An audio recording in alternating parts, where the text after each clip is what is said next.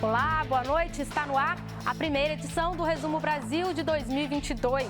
Eu sou Mariana Jungmann e junto com a nossa intérprete de Libras, Leide Mendes, vamos trazer o que foi notícia nesta semana e os principais acontecimentos do ano de 2021. As chuvas provocam estragos na Bahia e mobilizam os governos estadual e federal. O presidente Jair Bolsonaro sanciona a lei que cria o Auxílio Brasil e corrige o salário mínimo. Índice de desemprego cai e 1,5 milhão de pessoas conseguiram trabalho no terceiro trimestre do ano passado. Você também vai ver a retrospectiva do Brasil e do mundo em 2021. Quer começar o ano bem informado? Então continue com a gente.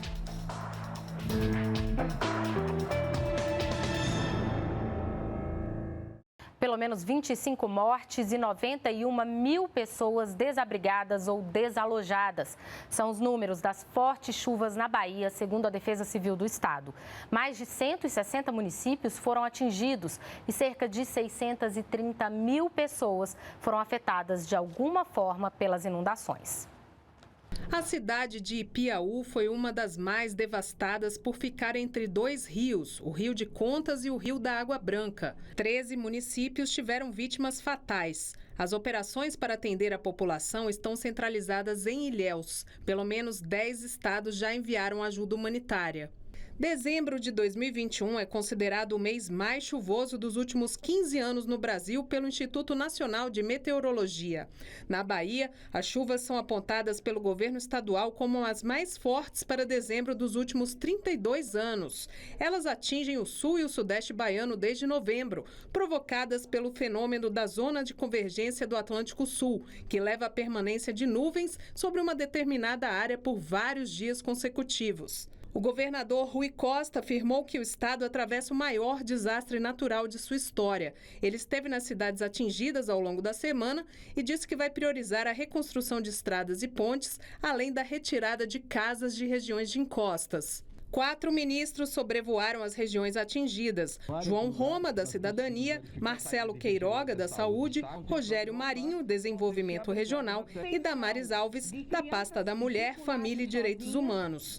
Eles se encontraram em Itabuna, de onde saiu o helicóptero, e anunciaram uma série de ações e recursos.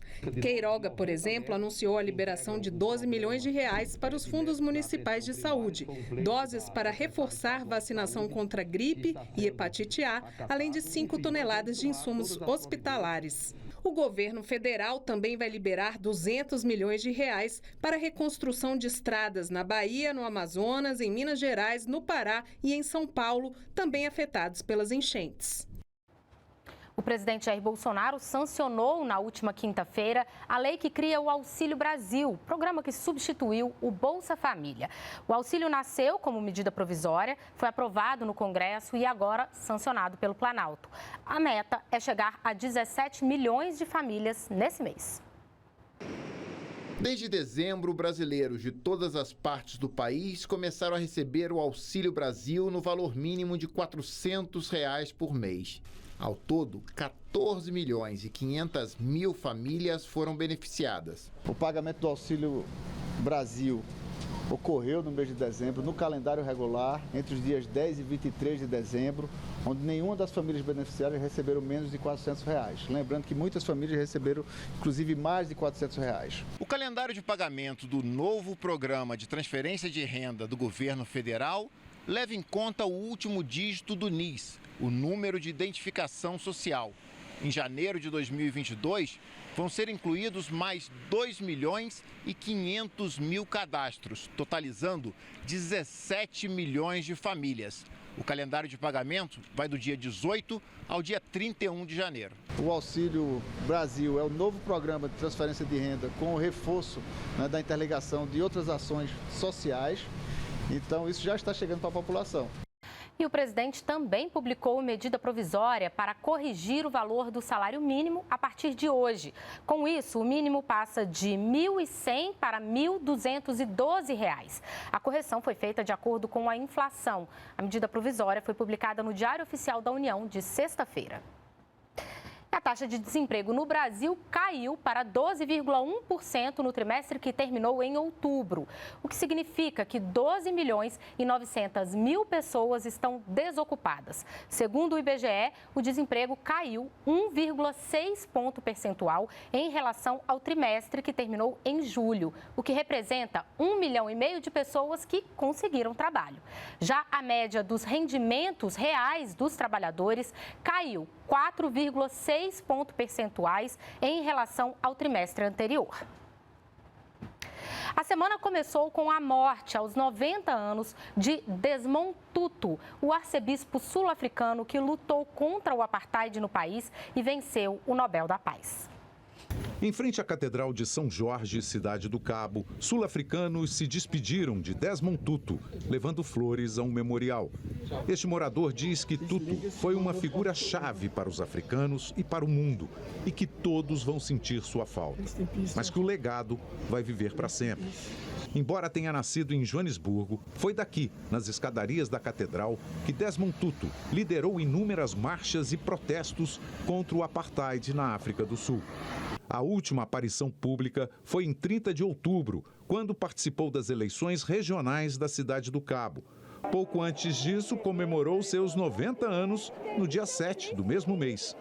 Desmond Tutu foi ordenado sacerdote em 1960, bispo do Lesoto em 76 e mais tarde bispo de Joanesburgo em 85. Em 84, Desmond Tutu recebeu o Prêmio Nobel da Paz pelo trabalho de oposição não violenta ao apartheid.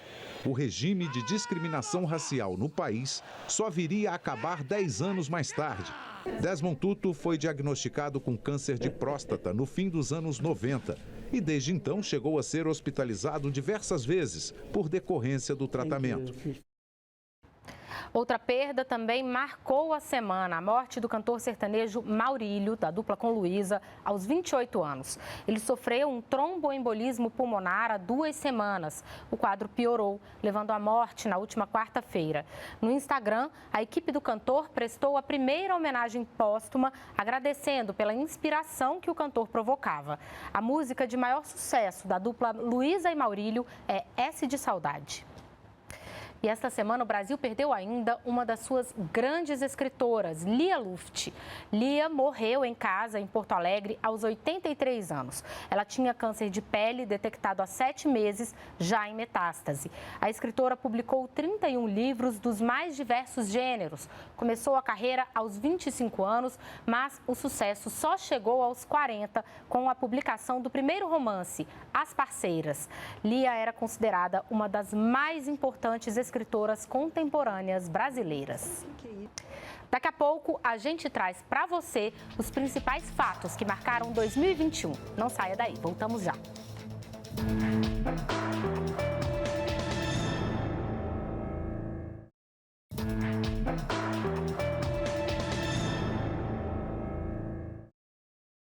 Estamos de volta e nesse primeiro programa do ano não poderíamos deixar de fazer um resumo dos assuntos que marcaram 2021.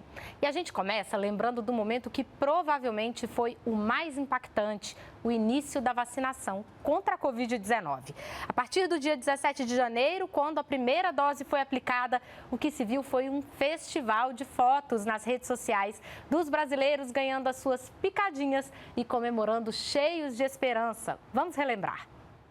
O ano começou com estabelecimentos fechados, ruas vazias e altas diárias e consecutivas de casos da Covid-19. Mas já havia esperança. Desde novembro de 2020, estavam em São Paulo as 120 mil primeiras doses da Coronavac. A vacina desenvolvida pelo laboratório chinês Sinovac, em parceria com o Instituto Butantan, era um dos 4 imunizantes testados no Brasil e aguardava a aprovação da Agência Nacional de Vigilância Sanitária. Em 17 de janeiro, em uma reunião que durou 5 horas e que foi transmitida ao vivo pela TV Brasil, a Anvisa recomendou o uso emergencial de 2 imunizantes, a Coronavac e a AstraZeneca Oxford, parceria entre o Instituto Serum, na Índia, e a Fundação Oswaldo Cruz. A Anvisa é hoje a única agência reguladora do mundo a analisar ao mesmo tempo 2 protocolos vacinais de uso emergencial e o fez em tempo recorde de 9 dias. Temos vacina. E o país comemorou ao ver a enfermeira Mônica Calazans, de 54 anos, se tornar a primeira vacinada contra a Covid no Brasil. Começa então a campanha de vacinação em todo o país. Butantan e Fiocruz ficaram responsáveis pela distribuição das vacinas para o Ministério da Saúde, que, por sua vez, distribuiu as doses para os estados com o apoio do Ministério da Defesa. Já os municípios ficaram com a operação logística do processo de vacinação. Idosos, trabalhadores da saúde, pessoas com comorbidades. Coube a cada município a definição dos grupos prioritários. E, enquanto isso, a população passava a acompanhar atentamente o calendário.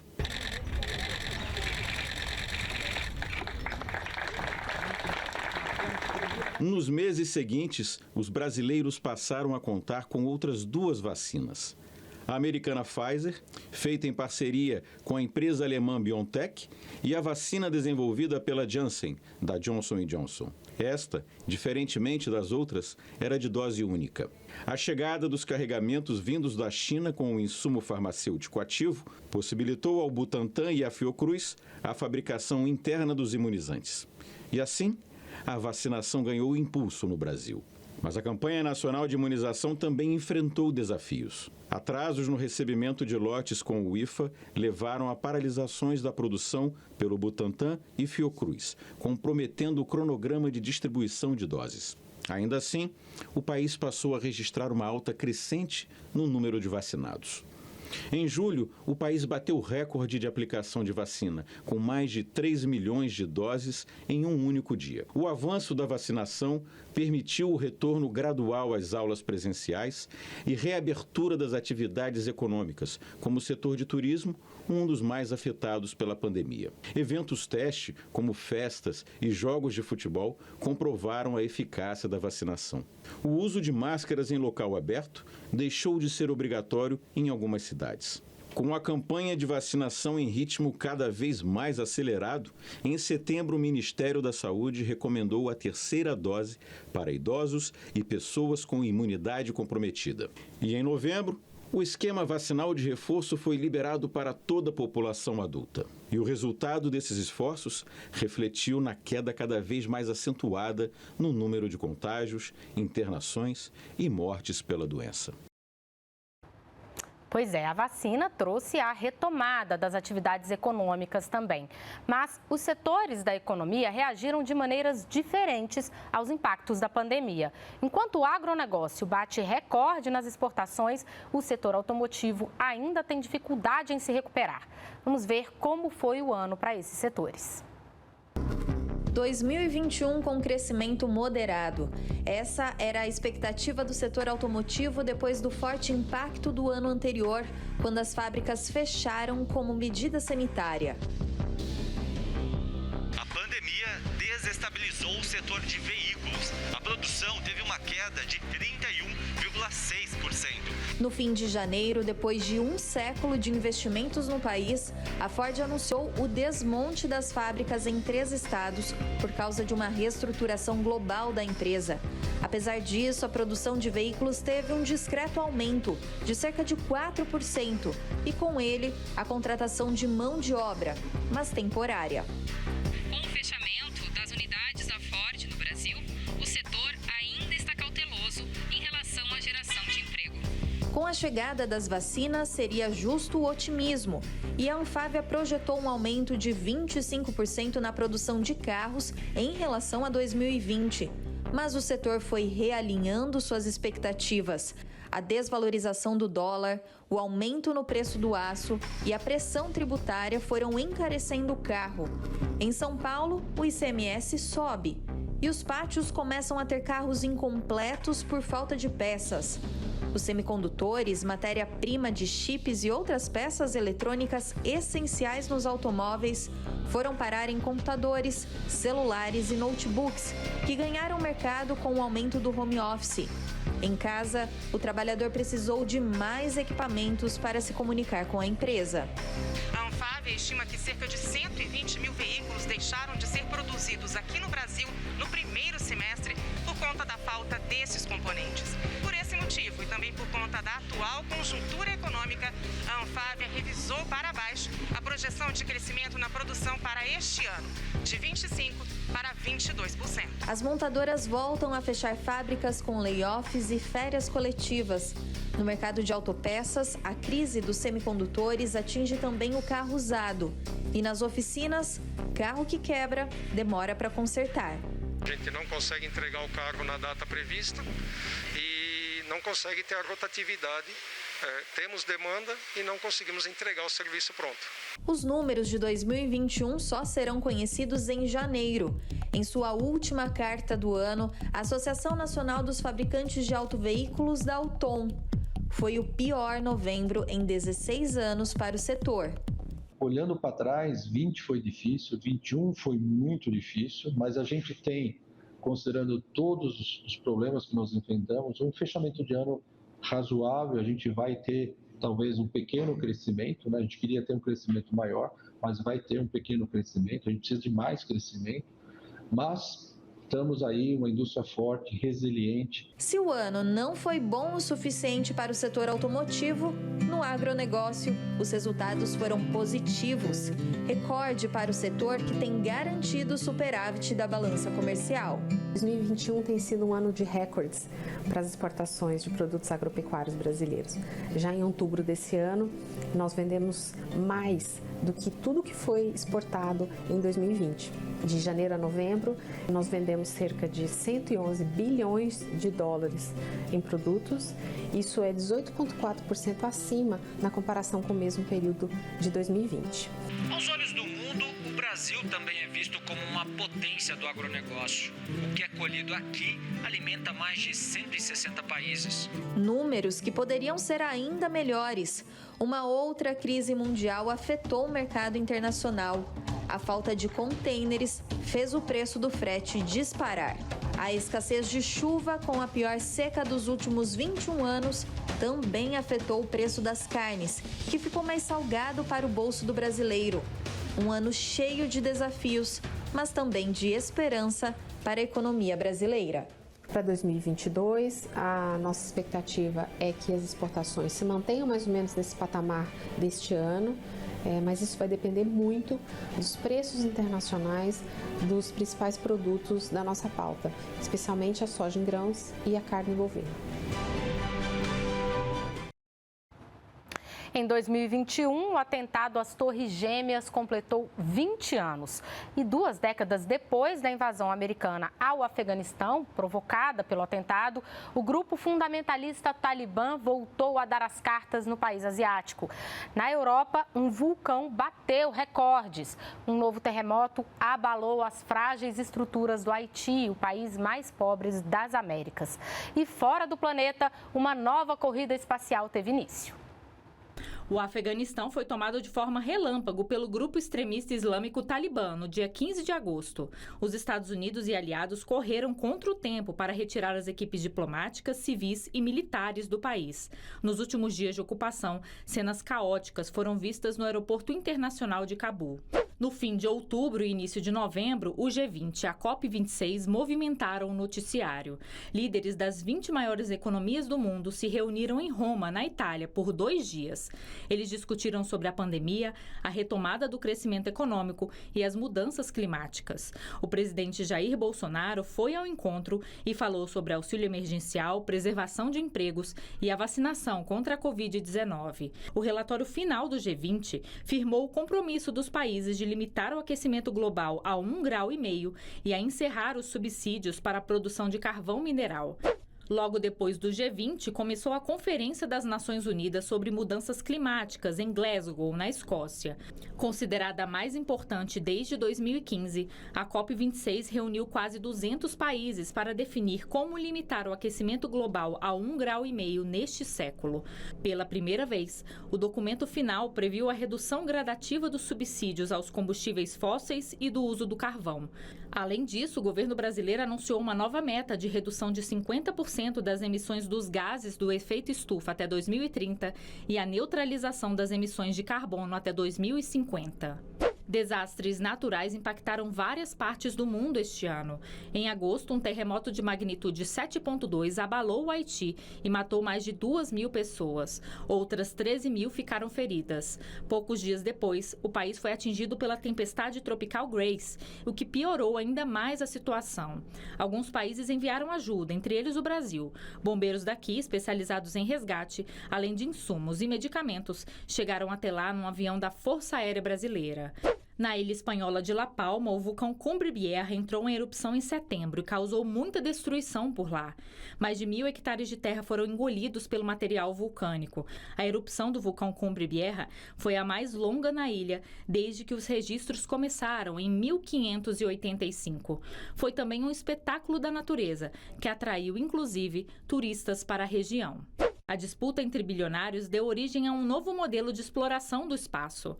No dia 11 de julho, uma nave da empresa Virgin Galactic, de Richard Branson, fez um voo até um pouco antes da chamada borda do espaço, a marca de 100 quilômetros da superfície da Terra. 9 dias depois, o fundador da Amazon, Jeff Bezos, viajou por 10 minutos a bordo de uma nave construída pela empresa dele, a Blue Origin. Já em setembro, a SpaceX de Elon Musk decolou para um voo só com civis no espaço. A Rússia venceu Hollywood e enviou, no dia 5 de outubro, a atriz Yulia Peresild e o diretor Clint Shipenko, junto com um cosmonauta, a bordo de um foguete Soyuz. Eles passaram 12 dias na Estação Espacial Internacional para gravar o primeiro filme de ficção no espaço. Alguns dias depois, foi a vez de William Shatner, o eterno Capitão Kirk de Jornada nas Estrelas, ir ao espaço. Aos 90 anos, Shatner se tornou a pessoa mais velha a ir ao espaço. A viagem dele virou um documentário. E a gente não pode encerrar a retrospectiva de 2021 sem lembrar também as coisas boas que aconteceram. Histórias que fizeram o mundo sorrir e nos inspiram nessa nova jornada de 365 dias que começa hoje. Uma brasileira deu um exemplo de superação este ano. Vitória Bueno nasceu sem os braços e tinha o sonho de ser bailarina. O talento da menina a tornou uma estrela nas redes sociais e uma inspiração para muita gente. Atualmente, ela faz aulas de balé na sua cidade natal, em Minas Gerais. Além de realizar o sonho, a dança deu força e flexibilidade que ajudam Vitória a fazer de tudo no dia a dia, desde amarrar os sapatos até pegar produtos no supermercado com os pés. Um casal de venezuelanos fez um abrigo para animais resgatados no jardim de casa. Os dois já reabilitaram 40 preguiças e as devolveram para a natureza. Tudo começou depois que eles encontraram no meio de uma estrada uma preguiça que havia caído de um cabo de energia depois de sofrer um choque elétrico. Agora o casal quer reservar 400 metros quadrados da propriedade deles para tratar ainda mais bichos de uma só vez. Uma criança chamou a atenção do mundo em outubro. O menino quebrou todos os protocolos no Vaticano e conseguiu voltar para casa com um exemplar daquele chapéu que o Papa Francisco usa, o solidel. Ele roubou a cena ao entrar no meio da audiência geral do Papa. O garoto cumprimentou o pontífice e começou a namorar o chapéu, até conseguir o que queria. O Papa Francisco agradeceu a ele pelo ensinamento que deu a todos: agir com o coração. Os amantes de música foram surpreendidos em Veneza, na Itália, por um quarteto de cordas tocando a bordo de um grande barco em forma de violino. Enquanto ele navegava lentamente ao longo de um dos famosos canais da cidade, os músicos interpretavam obras de Vivaldi e eram acompanhados de perto por muita gente. A embarcação, chamada de Violino de Noé, foi construída em homenagem às vítimas da Covid-19. Uma equipe de torcida nada comum chamou a atenção este ano lá no Japão. Para participar, é preciso ter mais de 55 anos e passar por audições. As atuais cheerleaders têm entre 60 e 89 anos. Tudo começou há 26 anos, depois que a fundadora viu notícias de um time sênior no exterior. Quase 30% da população do Japão tem mais de 65 anos. O país é conhecido pela longevidade de seus idosos. A ilha Christmas, na Austrália, foi tomada por um mar de caranguejos vermelhos em outubro. As estradas foram fechadas para que os animais pudessem andar tranquilamente. Nessa época do ano, milhares deles saem da floresta para começar a jornada de migração para o oceano.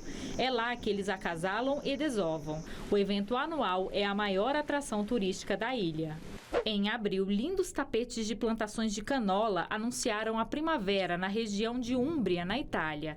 Esse desabrochar das flores amarelíssimas de couza, como as plantas também são conhecidas, dura apenas algumas semanas. Mas é tempo suficiente para o local atrair muitos turistas que querem ver de perto essa explosão de cores. A região da Úmbria é conhecida como o coração verde do país. Histórias engraçadas também tiveram vez em 2021. Em fevereiro, uma audiência virtual de um tribunal do Texas virou notícia. Um acidente com o filtro da plataforma Zoom mostrou um gato de olhos azuis em vez do advogado do condado, Rod Ponton. Ponton não sabia retirar a carinha do bicho da tela e o assistente dele tentava consertar as configurações. O juiz ajudou a remover o filtro e a audiência prosseguiu. E para terminar, o cachorro de rua chamado Boji. Ele é um dos viajantes mais conhecidos de Istambul, na Turquia. Boji é visto com frequência em balsas, ônibus e trens. O cão gosta de andar bastante no transporte público. Ele viaja até 30 quilômetros e passa por pelo menos 29 estações do metrô por dia. As autoridades registram as viagens de Boji por meio de um microchip instalado nele. O cachorro já foi rastreado no mar, fazendo uma pausa de fim de semana nas Ilhas dos Príncipes, a 20 quilômetros da costa de Istambul. A nossa edição do Resumo Brasil de hoje chegou ao fim. Obrigada pela companhia. No próximo sábado, 9h30 da noite, eu estou de volta trazendo para você o resumo das primeiras notícias do ano. Fique com imagens da virada em diversas partes do mundo. Até semana que vem. Tchau!